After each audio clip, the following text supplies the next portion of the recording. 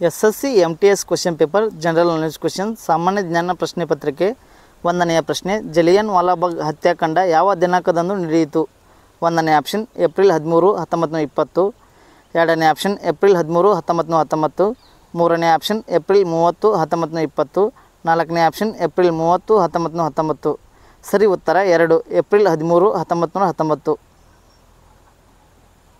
ಎರಡನೆಯ ಪ್ರಶ್ನೆ, ಭಾರತದಲ್ಲಿ ಮೊದಲ ಬ್ರಿಟಿಷ್ ಪ್ರೆಸಿಡೆನ್ಸಿ ಎಲ್ಲಿ ಸ್ಥಾಪಿಸಲಾಯಿತು? ಒಂದನೇ ಆಪ್ಷನ್ ಸೂರತ್. ಎರಡನೇ ಆಪ್ಷನ್ ಕಲ್ಕತ್ತಾ. ಮೂರನೇ ಆಪ್ಷನ್ ಮುಂಬೈ. ನಾಲ್ಕನೇ ಆಪ್ಷನ್ ಗೋವಾ. ಸರಿ ಉತ್ತರ 1, ಸೂರತ್. ಮೂರನೆಯ ಪ್ರಶ್ನೆ, ಕೆಳಗಿನ ಯಾವ ವೇದಗಳಲ್ಲಿ ರೋಗಿಗಳಿಗೆ ಚಿಕಿತ್ಸೆ ಇದೆ? ಒಂದನೇ ಆಪ್ಷನ್ ಯಜುರ್ವೇದ. ಎರಡನೇ ಆಪ್ಷನ್ ಋಗ್ವೇದ. ಮೂರನೇ ಆಪ್ಷನ್ ಸಾಮವೇದ. ನಾಲ್ಕನೇ ಆಪ್ಷನ್ ಅಥರ್ವವೇದ. ಸರಿ ಉತ್ತರ 4, ಅಥರ್ವವೇದ. ನಾಲ್ಕನೆಯ ಪ್ರಶ್ನೆ, ಸಿಂಧೂ ಕಣಿವೆಯ ನಾಗರಿಕತೆ ಡ್ಯಾಶ್. ಒಂದನೇ ಆಪ್ಷನ್ ತಾಮ್ರಯುಗದ ನಾಗರಿಕತೆ. ಎರಡನೇ ಆಪ್ಷನ್ ಕಬ್ಬಿಣ ಯುಗದ ನಾಗರಿಕತೆ. ಮೂರನೇ ಆಪ್ಷನ್ ಅಕ್ಷಯ ಯುಗದ ನಾಗರಿಕತೆ. ನಾಲ್ಕನೇ ಆಪ್ಷನ್ ಕಂಚಿನ ಯುಗದ ನಾಗರಿಕತೆ. ಸರಿ ಉತ್ತರ 4, ಕಂಚಿನ ಯುಗದ ನಾಗರಿಕತೆ. ಐದನೆಯ ಪ್ರಶ್ನೆ, ದತ್ತು ಮಕ್ಕಳಿಗೆ ಹಕ್ಕಿಲ ನೀತಿಯನ್ನು ರೂಪಿಸಿದವರು ಯಾರು? ಒಂದನೇ ಆಪ್ಷನ್ ಲಾರ್ಡ್ ಕರ್ಜನ್. ಎರಡನೇ ಆಪ್ಷನ್ ಲಾರ್ಡ್ ಮೌಂಟ್ ಬ್ಯಾಟನ್. ಮೂರನೇ ಆಪ್ಷನ್ ಲಾರ್ಡ್ ಡಲ್ಹೌಸಿ. ನಾಲ್ಕನೇ ಆಪ್ಷನ್ ರಾಬರ್ಟ್ ಕ್ಲೈವ್. ಸರಿ ಉತ್ತರ 3, ಲಾರ್ಡ್ ಡಲ್ಹೌಸಿ.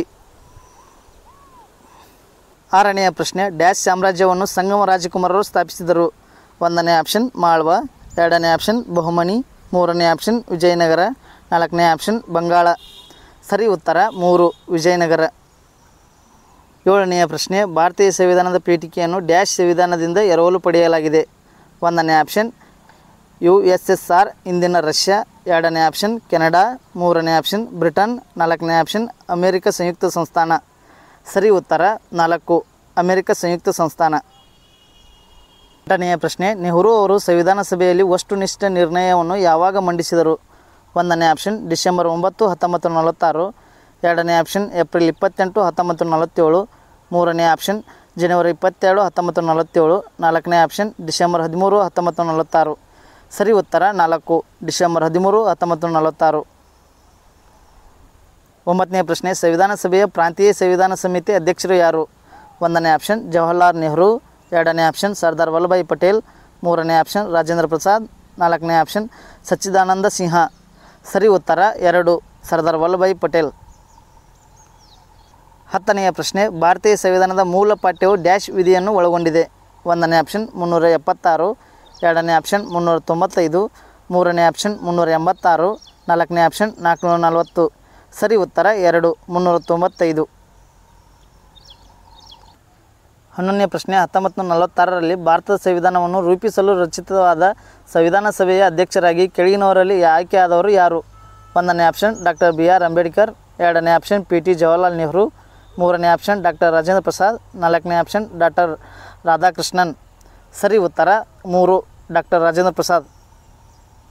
12ನೇ ಪ್ರಶ್ನೆ, ಕೆಳಗಿನ ಯಾವ ದಿನಾಂಕದಂದು ಭಾರತದ ಸಂವಿಧಾನವನ್ನು ಅಂಗೀಕರಿಸಲಾಯಿತು? ಒಂದನೇ ಆಪ್ಷನ್ ಡಿಸೆಂಬರ್ 31, 1950. ಎರಡನೇ ಆಪ್ಷನ್ ನವೆಂಬರ್ 26, 1949. ಮೂರನೇ ಆಪ್ಷನ್ ಜನವರಿ 26, 1949. ನಾಲ್ಕನೇ ಆಪ್ಷನ್ ಜನವರಿ 26, 1950. 13ನೇ ಪ್ರಶ್ನೆ, ಭಾರತದ ಸಂವಿಧಾನವು ಯಾವ ದೇಶದ ಸಂವಿಧಾನದಿಂದ ಏಕಪೌರತ್ವ ಮತ್ತು ಸಂಸದೀಯ ಸರ್ಕಾರ ವೈಶಿಷ್ಟ್ಯವನ್ನು ಎರವಲು ಪಡೆದುಕೊಂಡಿದೆ? ಒಂದನೇ ಆಪ್ಷನ್ ಆಸ್ಟ್ರೇಲಿಯಾ. ಎರಡನೇ ಆಪ್ಷನ್ ಕೆನಡಾ. ಮೂರನೇ ಆಪ್ಷನ್ ಅಮೆರಿಕಾ. ನಾಲ್ಕನೇ ಆಪ್ಷನ್ ಯುನೈಟೆಡ್ ಕಿಂಗ್ಡಮ್. ಸರಿ ಉತ್ತರ 4, ಯುನೈಟೆಡ್ ಕಿಂಗ್ಡಮ್. 14ನೇ ಪ್ರಶ್ನೆ, ಭಾರತದ ಸಂವಿಧಾನವು ಭಾರತವನ್ನು ಹೇಗೆ ವಿವರಿಸುತ್ತದೆ? ಒಂದನೇ ಆಪ್ಷನ್ ಭಾರತ ವರ್ಷ. ಎರಡನೇ ಆಪ್ಷನ್ ಒಂದು ಸಂಯುಕ್ತ ರಾಷ್ಟ್ರ. ಮೂರನೇ ಆಪ್ಷನ್ ರಾಜ್ಯಗಳ ಒಕ್ಕೂಟ. ನಾಲ್ಕನೇ ಆಪ್ಷನ್ ರಾಜ್ಯಗಳು ಮತ್ತು ಕೇಂದ್ರಾಡಳಿತ ಪ್ರದೇಶಗಳ ಒಕ್ಕೂಟ. ಸರಿ ಉತ್ತರ 3, ರಾಜ್ಯಗಳ ಒಕ್ಕೂಟ. 15ನೇ ಪ್ರಶ್ನೆ, ಭಾರತ ಸಂವಿಧಾನ ಸಭೆಯು ಯಾವ ವರ್ಷಗಳಲ್ಲಿ ರಾಷ್ಟ್ರೀಯ ಗೀತೆಯನ್ನು ಅಳವಡಿಸಿಕೊಂಡಿತು? ಒಂದನೇ ಆಪ್ಷನ್ 1950. ಎರಡನೇ ಆಪ್ಷನ್ 1947. ಮೂರನೇ ಆಪ್ಷನ್ 1952. ನಾಲ್ಕನೇ ಆಪ್ಷನ್ 1949. ಸರಿ ಉತ್ತರ 1, 1950.